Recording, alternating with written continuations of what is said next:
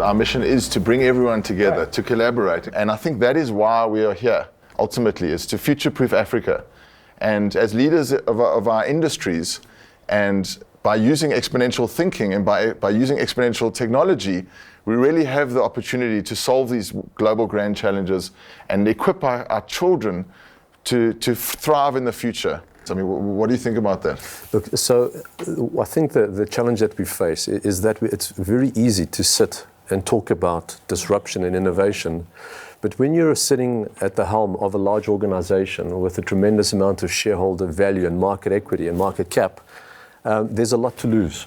And the biggest challenges I believe that our leaders face inside organizations is that nothing that they've accumulated from an experience perspective, education, learnings, etc., is applicable into what they need to think, how they need to think about their business into the future. It's difficult to decide to be pioneering or to be a fast follower or watch this thing play out, because if you move too quickly, you could be moving on the wrong thing. And if you wait, it could be too late. So we're moving into a world where I think leaders need to be proactively reactive. And so we've got to move our organizations from being cynical because we've got large balance sheets, large client bases, etc. And it's taken us many, many years to get to this point, to one in which we become curious and we experiment.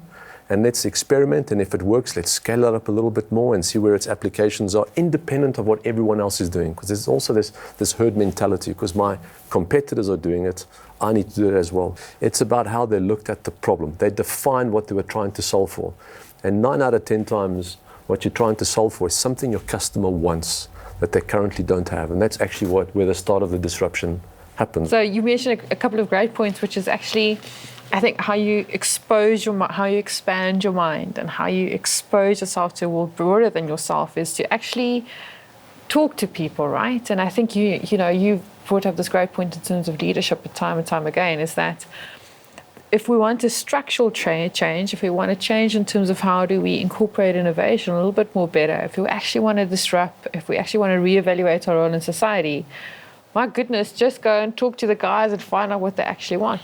This revolutionary change that is necessary, and I think we've all been preaching about customer centricity for years until that kingdom come, but until we actually go and talk to these people, we will not disrupt ourselves. We're not going to change our businesses, we're not going to change how we train our people, and we're not going to change this thing that is coming, which is called the future, right?